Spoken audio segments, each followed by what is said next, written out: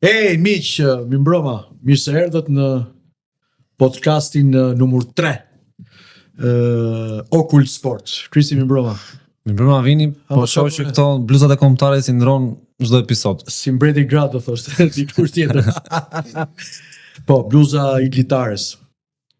Shumë vite më parë. Të ri pak e ngushtë. Po, tash kam dhe këto. Numri. Po kam për sutjena. Kam harruar sutjenat sot domun. Ha më çfarë bëhet? Mirë. Se me që jemi ke sutjena do. Kemi ngjarje, kemi nga voleybolli ngjarje. Po çfarë bëhet shumë? Një, po them, voleybolliste braziliane është bërë Nayara Ferreira. Është bërë, po them, virale në media për shkak sepse i është kërkuar të bëhet testi i gjinisë. E kemi? Drejtor. Ja. Po. Drejtor ja. Nayara Ferreira, kjo është një foto e muajit të gusht, kur Braziliania u bler nga Dinamo i Tiranës që Dinamo ka bërë ekip serioz këtë vit. Po, për kampion, po. Ki ndihmë më mirë këtë të voleybollit. Po, ka marrë Elena Begon, mbi të gjitha ka marrë. Janë pretendent për kampion. Po. Ka marrë Orlando Coyon, trajnerin që ka pasur. Që kanë ADN-n e kampionit, sepse është i birit madhit, babait voleybollit Vangel Koja. Po dëgjoj, me që t'ja shpjegojmë, do me dy fjalë, kjo voleybolliste, femër, ka një karrierë 18 vjeçare. Dhe ka luajtur në nivelet më të larta në Brazil, pastaj Francë, Çeki, Finland, Portugali. Po ç'të që u kujtuan këto që po jo, vjen federohet. Po. Luan 5 javët e para dhe Befas dy klube ankohen që kjo ka një forcë mbi mesatare normale të një femre dhe kërkojnë testin e gjinisë. Reagon, e pezullojnë. Kam shkëputur se ishte shumë interesante kjo, Kristi, një pasazh nga reagimi i federatës. Federata shqiptare e voleybollit po vepron me kujdes dhe diskrecion. Me shumë kujdes dhe diskrecion, dolin faqet parë, gjitha portalet, diskrecioni pa partu, duke respektuar parimet e fair play-t, barazisë në lojë dhe dinjitetit njerëzor. Federata mbetet e angazhuar për të siguruar një proces të drejtë dhe transparent në çdo hap në përputhje me rregulloret ndërkombëtare dhe ndërkombëtare të voleybollit. Tani. Mos më duket e drejtë kjo. Si s'të duket drejtë? Nuk po e drejtë pezullimi. E di si më duket kjo? Si kjo etime që bën Spaku që i merr i fut së brenda dhe pastaj thot mund të jetë rrezik për të prishur provat. Po. Edhe kjo në rasti kështu. Kjo çfarë prove të prishi? Pse do të pezullohet? Po pra. Kemi një precedent në lojrat olimpike, boksieren Iman Kelif, algjerianen, që Komiteti Ndërkombëtar Olimpik e hodhi poshtë Federatën e Boksit Amator, kur tha dëgjoj, ne kemi provuar që ajo është femër, vazhdoi garat, nuk u pezullua, doli kampione olimpike, morgji dhe vazhdon dhe sot të drejtën e saj. Ndërkohë që këtu kemi të bëjmë me diskriminim, cënim të dinjitetit. Tani unë nuk e kuptoj. Këto ekipet konkurrente, duket Vllaznia dhe Pogradeci. Po. Këto mos ndoshta kanë filluar që të luajnë dhe jashtë fushës së voleybollit. Po shumë mendoj, ndoshta për të dëmtuar për dëmtuar Dinamon, për dëmtuar Dinamon, sepse dëgjoj, këta në Federatën Shqiptare të Voleybollit kanë harruar edhe diçka.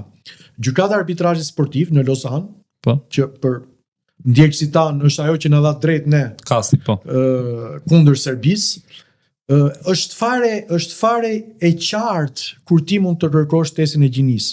E para bazuar në prova të forta dhe të qarta. E dyta në kufizim të qëllimit dhe e treta në respekt të dinjitetit të njeriut. Kështu që këtu janë shkelur me të gjitha këmbët. Ajo do të bëj, domethënë sipas informacioneve të mia, do përgrumbullon të gjitha provat edhe me ambasadën braziliane etj dhe do të ankohet. Po sepse ka një farë logjike nga që ai ka luajtur edhe më përpara në kampionate të tjera, Çeki, Francë, Finland, Portugali. Mos ndoshta në nivelin e atyre ande. Edhe në Arabi Saudite. Po, kjo nuk mund të dallonte dhe ndoshta nuk i ka patur dikujt mendja për këtë gjë. Mund të jetë edhe kjo. Unë pa ludoj pak tani. Do ti pa ludon që atje që kanë gjithë aty nuk e ka zënë lapsi, po them. Jo, aty që kanë gjithë transgender. Jo. Sepse dëgjoj. Po nuk e ka kërkuar askush më aty. Thjesht ka luajtur për shefin e saj. Ky është është kujtuar një ditë të bukur vllaznia e Pogradeci. Po. Kjo bën diferencën e duam ta kërkojmë është. Po pse pikërisht pas 5 javësh? Dyshimi mbi atë që është ndryshe, ne kemi këtë. Ne jemi dyshues, ne duam stereotipe, ë? Si na mësonte. Po. Të jemi të gjithë barabartë, të gjithë njësoj. Po doli një, tash nuk guxon asnjëri të ketë muskuj më të fortë apo të jetë kështu dhe t'i bëjmë kush janë këta që duan të shikojnë trupin e saj. Ajo ka certifikat lindje. Ajo ka bërë të gjitha federimet në të gjitha vendet. 18 vjet Kristi. Karrierë, jo 18 vjet. Kështu që po mirë, mund duket pak e çuditshme ky refuzim i kësaj testi. Jo, ajo kush tha që ka refuzuar? Ndoshta ka marrë personale. Jo. Dgjoj, ajo ka refuzuar. Ka refuzuar të bëjë testin, prandaj është pezulluar, më thon. Ajo ka refuzuar 2 herë thirrjen e një spitali privat që ishte kontaktuar nga Federata Shqiptare e Voleybollit, ndërkohë që jemi në pritje të testit të bërë nga po një tjetër ent privat, pa përmendur emra, të kontaktuar nga klubi Dinamos dhe do ta kemi përgjigjen. Kështu që ajo nuk ka refuzuar të bëjë testin. Nuk e di, kështu dolin disa portale. Dgjoj. Kur ne në 97-ën kemi marrë pjesë në lojrat, nuk e di çfarë kanë qenë ato lojra mesdhetare në Bari, kur shkoi ekipi ynë i voleybollit për femra, u bë testi pra që janë femra. Pra ne nuk e kemi këtë test sot. 30 kushton shumë ky fare. 97-ën. Po mirë, pra të paktën kjo ja i mësoi diçka Federatës Voleybollit që duhet të respektoj ngrej pak atë ta ngrej stekën e përfaqësimit. Dhe kështu.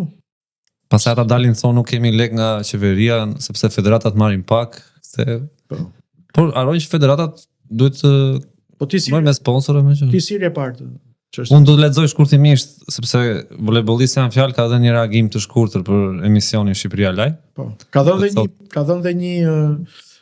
dhe një intervistë mbrëm në një televizion privat. Ka qenë e tmerrshme dhe vështirë, por njerëzit do të pendojnë që kanë bërë këtë padrejtësi thotë. Sepse unë jam thjesht një vajzë që është e lirë dhe që ka drejtën të ekzistojë. Për të veshur e për të vepruar ashtu si ndje mirë dhe e vërtet. Bravo. Unë nuk jam një grua e remë, thotë jam një grua e fortë. Në shumë luftë pas vetes. Gjithmonë kam luftuar për arritur qëllimet e mia dhe nuk do të pranoj që këta njerëz të më rrezojnë të më përbaltin për asnjë arsye. Unë jam unë thotë. Najara dhe jam e lirë të jem ajo që dua të jem. Ashtu si të gjitha gratë në këtë botë. Bravo Najara. Bravo. Po prit mos u nxito, presi mirë testin. Dgjoj. Për me batut, ishte batut këtë. Se mos e dramatizoj pak shumë. Dgjoj, jemi më mirë testin se mund. Dgjoj, jemi më të shqutnë se brazilianët, se francezët, se finlandezët, se çekët. Dakor. Se portugezët, se Arabia Saudite. Po jo, më krisi. Dhe ka luajtur 2 herë, ka qenë Francë është rikthyer pas sa vitesh, ka qenë Portugali është rikthyer pas sa vitesh. Ka luajtur në Brazil me voleybolliste të kombëtare së Brazilit që janë në majë të botës. Kjo është një padrejtësi e madhe. Dgjoj, ne jemi kthyer në një vend qasharak, kështu që mua nuk më bën absolutisht asgjë për shtypje më. Okej? Okej, ishte. Kalojmë tash kalojmë nga voleybolli.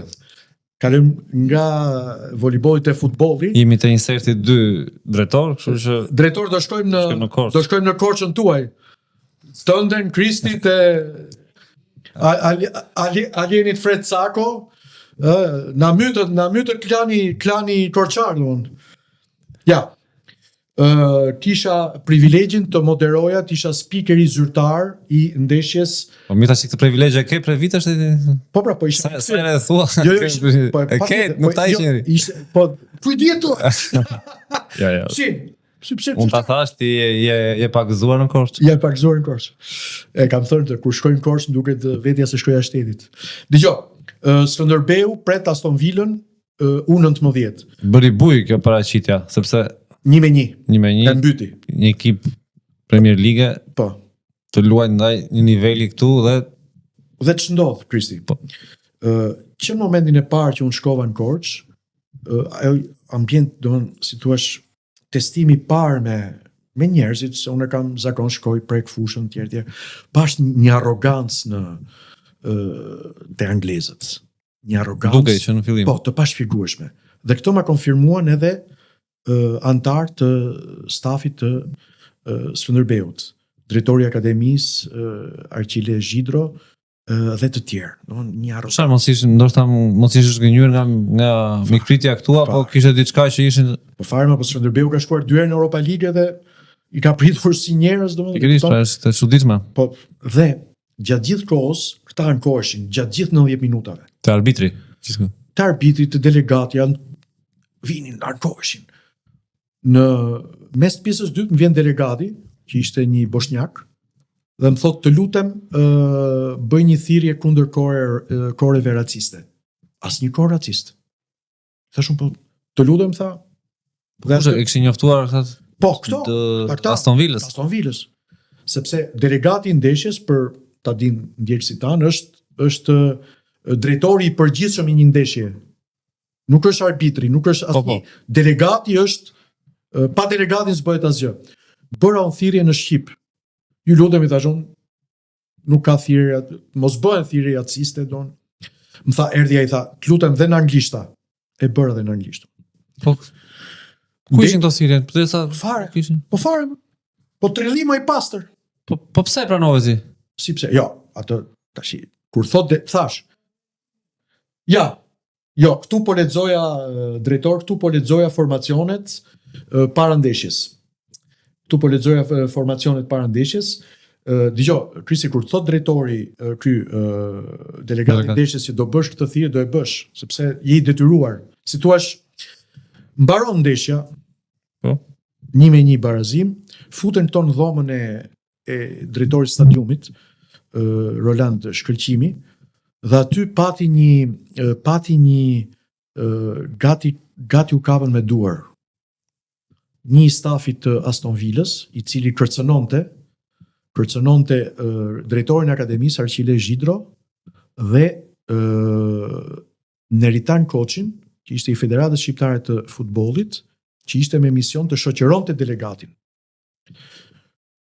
Domthon ishte shumë çuditshme duke të mosha, nuk e di. Shumë e çuditshme. Okej, se këto të rriturit profesionistës dalin, ndoshta mund dalin në nerva e sipër, po dalin arbitrat mbasi bëjnë dushjen e tjerë. Komunikova me arbitrat që ishin nga Andorra në frëngjisht. Flisin frëngjisht e shumë të pastër, ta gjithçka në rregull, domthon. Të nesërmen çfarë shikojmë? Shikojmë që UEFA kishte hapur ka hapur çështje disiplinore për kore raciste. Kjo është totalisht një. Kështu që Skënderbeu i bie të rrezikojë gjobën me këto kore raciste. Por ka diçka. Unë po i lexoja pak dhe po ta bëj analogji me ndeshjet e federatës, gjobat që ka marrë Federata Shqiptare e Futbollit nga kombëtarja. Për thirrje raciste që fillojnë nga 10.000 euro dhe shkojnë deri te ndoshta 100.000 euro. Po s'ka pas të tilla në Korçë, sepse çfarë ndodh? Ekipi Aston Villës që kishte të drejtën e transmetimit live të ndeshjes i ka pamje dhe s'ka raporti. Nëse s'ka pamje, pastaj është kot kjo hapja e disiplinës. Sepse un kam parë videot e ndeshjes me Serbin dhe me Andorrën. Po ta marrësh me Andorrën, ndeshjen këtu në Tiranë, ka qenë 1 minutë që tifozët kuqezi nga mbrapa porte bërtisnin, vritin serbët, ishin thirrje. Për UÇK-n, ishte kjo thirrje që vritin serbët. Po. Dhe më vonë gjithë e mohuan këtë gjë, që jo po s'kemi ashtu, jo po. Kur unë disponoja videot, i kam parë me vëmendje dhe videot e kishte ndjerë delegati ndeshjes i kishte nisur në UEFA. Dhe prandaj sektori mbrapa portës ka qenë i dënuar dhe u bë një marrëveshje pastaj, ajo marrëveshja e famshme që do jenë fëmijë kështu. Po. Por që ata ishin me prova vini. Edhe në rastin e ndeshjes me të rinjtë të Korçës. Në rastin e ndeshjes. Nëse ata kanë prova, po nuk kanë prova pra. Atëherë është kotësh, dhe dy shkeljet flagrante të fair play dhe di kush ishin atë ndeshje. Kur bën golin Aston Villa, një nga lojtarët e Aston Villës provokon tifozët, feston në mënyrë kështu provokative, ndërkohë që ata nuk si Reimana aty. Jo, nuk mori karton apo. Dhe në një moment portieri i tyre ka pështyu një lojtar tonin. Janë me pamje këto. Ndërkohë që ne na gëzon fare. Po ka të koçës bëjnë kështu relacione, bëjnë apo flen gjumë. Po raporti delegatit është i qartë që nuk ka patur kohë raciste. Raporti arbitrave është i qartë, nuk ka patur kohë raciste. Kështu që kjo është një tullumbace që do të shfryhet do të shfryhet sapo pa u fryrë mirë, sepse kush e di si na din ato na din akoma njerëz me bishne. Një trillim i pastër fare. Domethënë, kjo është të thurësh një prall nga hiçi. Ato nuk e kanë kapërdyer dot barazimin, sepse kush e di si kanë ardhur këto, kanë thënë do i fusim nga 5-6 tyre, u bën këto domethënë. Po në fakt ekipa angleze që luaj me ekip shqiptar shumë, nuk e di, ka pas përveç kombëtarëve, them që Anglia ka ardhur disa herë, po ekipa angleze u mbajmën ndërkohë që të ketë ardhur një ekip anglez. Ndërkohë që Skënderbeu ka vet lojtar me ngjyrë, e kupton? Pra nuk s'ka sens fare. Po. S'ka absolutisht asnjë lloj sensi. Kështu që unë mendoj që shumë madje. Vendimi do të jetë nul edhe uroj që Skënderbeu të bëjë shumë mirë në 5 nëntor. Ka ndeshjen e kthimit në Angli. Po, në Angli. Besoj që mund të ketë shanse, si mendon se ti pete nga afër. Është pak e vështirë. Po gjithsesi, edhe për arritjen këtu mirë është. E vështirë, por asgjë nuk ka të pamundur Kristi. Kishte ndonjë kështu talent aty? Ata që presim që mund të jetë ndonjë lojtar nga Korça. Po, ne kishim një lojtar shumë të mirë, një shqiptar të Kosovës që ishte fantastik, numri 7. I papar, talent i pastër, kam përshtypjen që do ta shikojmë shumë shpejt me ekipin e parë të Skënderbeut. Po edhe portieri, mos gaboj, arriti të ndonte një penaltin, po. Dervisha, se më ka qenë edhe portieri, është edhe me ekipet kombëtare të moshave. Një penalti pa qenë, po. Pse, edhe ajo pa qenë? Po, e pa qenë ishte. Po në pas kanë masakruar aty në pastaj. E pa qenë, po. Kanë ardhur me skenar të qartë ata. Po, e aplikoi ligjin e kompensimit arbitrit se pjesën e dytë nuk i dha një penalti të pastër anglezëve. Kjo puna 2-1. Kjo puna arbitrave disi është. Ha. Do ikim Turqi se më kujtohet kjo puna arbitrave është kështu polemika në Itali me Napoli, Inter, polemika në Turqi. Turqi ka plasur keq. Se ti do të thuash që ato të Andorrës ishin vënë bas për 1-1? Ja. Në Turqi ka plasur keq. Po. Sa arbitra? Skandal me gjithë, mos them sa arbitra ishin, çfarë thua? Mbi 100 arbitra më duket. Madje më kujtohet që Mourinho, që është deklaruar që në Turqi nuk është e pamundur bëra gabimin e Intit se shkova drejtova, sepse aty është çdo gjë e trukuar. Dhe ka pasur të drejtë i bi. 100 arbitra. Po ja. Ta shohim fiks numrin e saktë. Kepi foto? Po drejtor, faleminderit që. Dgjoj. Kjo foto është shumë e bukur. Pra kjo është një grusht turk aty. Jo, më prit se çfarë 100 the mund. 371 nga 571 gjyqtar. Po 371 nga 500. 371 kanë pasur llogari baste shtat. Dhe mos drejtori, shikon ç'bëhet më. Nami. 42 për tyre që vendosin baste mbi 1000 ndeshje dhe i vendosin vet individualisht me dorën e tyre. Se zakonisht këto basteve atëre kur plasën këto i vendosin nëpërmjet të afërmve apo shoqërie, nuk dilnin vetë në skenë. Po. 42 nga këta kanë mbajtur me këmbët e tyre, me portofolin e tyre kanë vendosur baste. Shko çfarë bëhet, domethënë nuk e di. Po si bëhet kështu? Po çfarë? Federata turke e njofton Federata turke e futbollit, ëh? Po. Besoj tani hapi radhës do jetë që do marrin arbitra nga jashtë. Edhe nga Shqipëria marrin. Po. Po ndoshta ne marrin. Është ajo, e ke parë atë? Po arbitër. Po, Enea Jorgji shkoi në Greqi, dhe Greqia ka pasur probleme me arbitrat.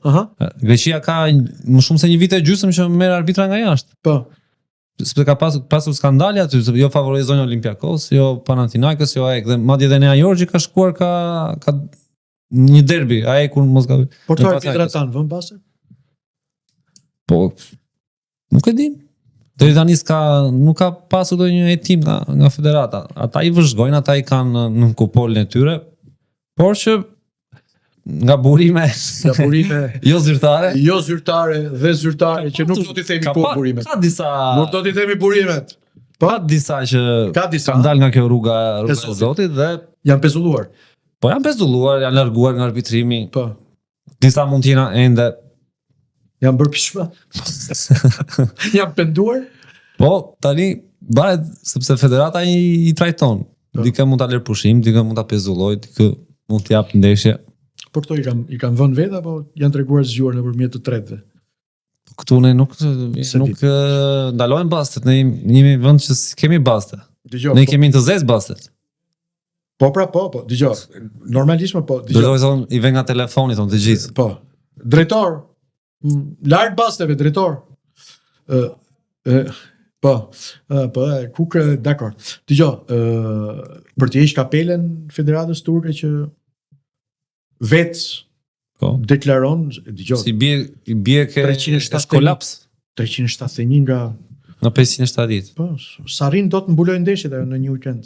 Gjitha ato. Këta kanë qenë dhe gjyqtarë të niveleve të ulta, a? Po. I bie gjithë rriti i kampionatave, gjithë struktura nga kategoria e parë, e dytë, ata kanë pafund kampionat. E tmerrshme. Ne kemi dhe shumë lojtarë që luajnë aty.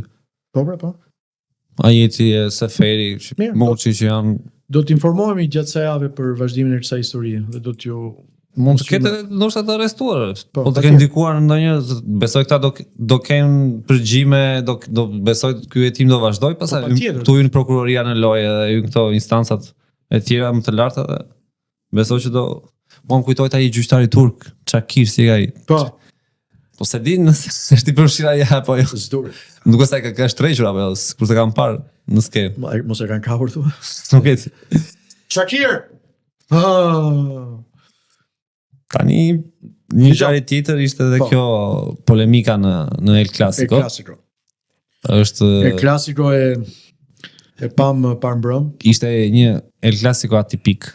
E di pse vjen, sepse më kujtoi pak atë polemikën e derbit të Spanjës që ka qenë më përpara, që Ronaldo nga një anë, Messi nga një anë, dhe këtej pastaj Pepe, Ramos, Piqué, Mascherano, që kriseshin me një titrin, dhe për nga fjalët i ngjau, për nga cilësia jo. Po për nga polemikat, për nga fjalët në fush, ishte një klasiko i ndezur. Ndryshe nga këto vitet e fundit që kemi parë që se ka pasur ndonjë bukuri. Po. Ishte pak i nxehtë. Dominoi Reali. Po, dominoi Reali. Unë kam përshtypjen që Barcelona vojti shumë mungesën e Rafinhës. Do shta e tjerë, por Rafinhës. Por Reali ishte dominues. Vinicius i ka thënë tiflet shumë, i ka thënë këtij Jamalit. Lamin Jamal i ka thënë tiflet shumë dhe pason vetëm mbrapa. E ka ngasmuar, ka provokuar në fushë. Dhe aty ka ndryrë të tjerë sepse ata do ishin kapur me duar. Rafinha që përmendet ti, nga që është brazilian, ka shok dhe Viniciusi. Ja e kemi, shiko. Po ja, këtu janë pamjet. Po. Isa fol tani ka thënë këtu, po. Gjatë kohës në fushë dhe ky Jamal është pak shumë provokativ dhe ky nuk është natyrë kështu, që ul kokën edhe ky. Po i vogël është djallëzuar pak. Po i djallëzuar. Shumë i vogël edhe aty. Po ai ka kohë rritet tash. Pikërisht. Ai sportzon fare. Atë dhe nga që Lamin Jamal gjithkohës fliste në fush, ky është kthyer në fund pas fitores dhe i ka thënë që fol tani, ka thënë. Fol tani.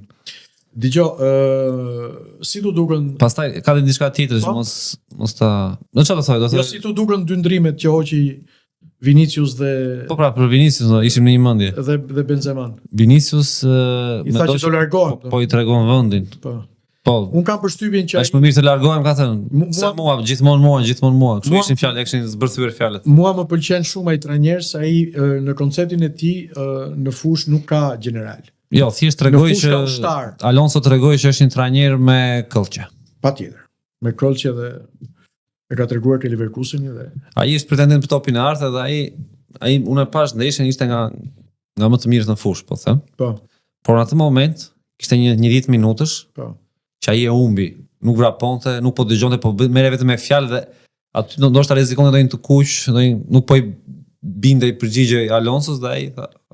Pastaj disi i përgjigje mund gjithë tyre që thonë, më thuaj, ka një trajner që nuk do të fitoj? Pikërisht. Ai nuk gjykohet, ai e fitoi, nëse do ishte histori tjetër pastaj barazimi apo jo. Po. Por që Reali ishte mbetet Real dhe them që këta trajnerët e mëdhenj ndoshta janë në vendin e dur. Reali siguri nuat. Dhe besoj që Alonso tregoi këtë. Ndoshta mund të jetë, mund të fitojë trofe, mund ta fitojë, Prap, është nisur mirë. Ai ishte aty, po është nisur mirë për të fituar kampionatin. Ai tregoi veten e tij me atë. Shkoi 5 pikë para tani. Më kujtohet për shembull një rast Conceição te Milani sezonin e kaluar, kishte Leao dhe Theo Hernandez dhe dolën ata më të fortë se ai. Okej, kalojmë ke ta mbyllim tani nesër këtë episodin e tretë. Ka dhe diçka me Juventus, ka shkarkuar trajneri Tudor. Po dhe mes Spalletit dhe Paladinos, Luciano Spalletit. Besoj do ishte një rikthimi i lezetshëm do bëheshe një dorë trajnerësh aty me Conte, me Allegri, me Sarin që janë të gjithë në skenë. Po ça Paladino tash, mos bëj eksperiment ku ka si Spalletti. Okej, Paladino ka bërë mirë te Monza diku, po prap Juventus është patjetër. Spalletti meriton. Spalletti meriton Spalletat. Nesër Dinamo Partizani. Elbasan. Dinamo Partizani në Elbasan. Tash ju mësuam pse tund kokën për. Po jo, më pse? Po pse luajt në Real Benja? Pse? Po këtë e çuditshme është kjo, pse nuk ka as ndeshje kombëtare shpejt. Deri në nëntor. Po deri në nëntor. 16 nëntor. Po 16 nëntor. Po i thon. Po sot jemi 28. Po pra i thon 20 ditë. Këto kanë bën fushë të re nga fillimi. Jo, më këto kanë lënë edhe një muaj përpara ti thuaj 20 ditë, kështu që pikërisht është e çuditshme sepse këta kanë luajtur ndeshje këtu se nuk kanë luajtur. Pastaj edhe ndryshimi i Tiranës që do ta bëjnë në Selvan Sërmasi ndeshjen me Elbasan. Ku ta bën ajo shkreta? Real Benja. Po jo pra Real Benja. Është nuk preket. Është tokë Xanum. Nuk e di, ndoshta nuk besoj që federata mendoj unë tani këtu, pavarësisht se mund të ketë shumë mëkate, nuk besoj që ka qenë nuk ja ka lejuar të luaj. Ndoshta është vendimi i tyre për të luajtur në Elbasan? S'mam. Unë di për shembull që Dinamo, dëgjoj vendimi edhe po qesë është shruajtur është vendimi i drejtë në këtë rast sepse është 20. Unë di që Dinamo atë fushën e Elbasanit sikur e ka fisur shumë. Aty ka dashur të luajë Lirdaj, e di unë. Po. Pavarësisht se tifozët duan që të luajnë në Tiranë, po tani janë mësuar me të fakt. Do shkojnë në Elbasan dhe Dinamo ky derbi e gjen të ngritur sepse ndërkohë që Partizanin e gjen po ashtu të ngritur sepse ka bërë mirë trajneri. Çfarë ngritur? Fitoi në Vlorë. Po dakord, po dakord, po është është Partizani. Po ta shohësh. Po them aty ku ishte, po ta shohësh ikën këto të tjerat, janë 5 ekipe përpara, është kampionati ka marrë atë formën e vet. Ka ikur Vllaznia, Egnatia. 19 pikë. Pastaj më ndihmo pak pas Egnatias është Dinamo, Elbasani, Teuta, Elbasani, Dinamo. Po. Kështu që janë 5 ekipe për 4 vende aty. Po. Këto poshtë, Vora, Partizani, Tirana, Flamurtari, Bylis, domethënë është ndar kampionati në 2 pjesë. 5 lart dhe 5 poshtë. Pse ti thua unda aty, ë? Po deri tani, ato janë shkëputur dhe po të shohësh ekipet që kanë dhe formën që kanë, po vazhdoi kështu ato do shkëputen edhe më shumë. Kështu që aty do bëhet vetëm një luftë mendoj unë mes Teutës dhe Elbasanit për të kapur një vend në katërshe. Sepse Dinamo, Egnatia dhe Vllaznia janë pak më të konsoliduara. Unë mendoj që titulli. Ndërkohë Partizani që thua ti, Partizani s'ka trajner, Partizani po ka trajner Partizani. Ka trajnerin Kërnajen. Po. Është përkohësisht apo jo. Ka burimet mia do jetë gjatë aty. Do vazhdoj aty domosdoshmë. Dhe ka për të dalë mirë për ta parë. Është trajner. Ne ju urojmë. Është trajner që punon, studion. Ka qenë zëvendës trajner ke Laçi, zëvendës trajner ke Kupsi. Kështu që nga një muaj ka qenë secila nga këto. Po mirë. Ka qenë një muaj te Kupsi, një muaj te Laçi dhe te Partizani kishte një muaj. Dëgjova disa studio televizive që thoshin që Partizani ka bërë një vendim të mirë që ka besuar dikujt që e një ambientin në akademia që ndërkohë ai kishte një muaj aty. Dëgjoj. Unë s'kam asgjë me mos e marr personal. Jo. Po e kam parë që ka dhënë disa deklarata të nxituara, ndoshta edhe nga euforia që po drejton Partizanin. Po sepse e kanë anatemuar gjithë, kështu që është pa drejtësi. Unë për shembull përpara bëja këtë gabim krisi shumë përpara. E gjykoja diku pa filluar punë. Po. Talent punoj, gjatë rrugës do e shikojmë. Po prapë mendoj që Partizani po kërkon për trajner të huaj, më thënë. Ja. Ashtu, ëh? Po. Për këtë kanë thonë ty. Trajner të huaj, thjesht në tregun e huaj, për një trajner të huaj për ta. Ndërkohë mua më kanë thënë dhe Tirana rrezikon ky trajneri. Tash ne jemi mësuar me presidencën e Tiranës që i ndron trajnerët më jep një më shpesh se më jep një parashikim për derbin Dinamo Partizani. Parashikim. Po. Dhe do e mbyllim me parashikimin tënd. Po duke qenë se Partizani s'ka pësuar gol 2 ndeshjet e fundit. Po. E para një luajtje në fushën e vet me Ignatian dhe një fushë sintetike që Ignatia aty nuk aty ka fituar Ignatia, këtë herë u lak. Po, ajo është fushë skandaloze që për mua s'duhet të luaj dhe në Vlorë që Vlora ishte ditën e saj më të keqe poshtë. Unë mendoj që Dinamo do fitoj. Do fitoj dhe me një rezultat të pastër. Të pastër. Okej. Është 3-0, po rrezikoj kështu. Kristi. Parashikimi jo si. Ja. Se tani ne parashikimi ka dalë në mod kjo parashikime. S'ka gjë, ka dalë në mod, po ne të dy bëm një parashikim, kështu që okay. Ta lash 2 herë tjetër do flas. Ka dalë në mod, po shko mos ta ndiqni. Te pjesa e këtyre bastre, se bastret nuk lajojnë Shqipëri. Janë në të zezë vetëm. Kaq ishte për sot.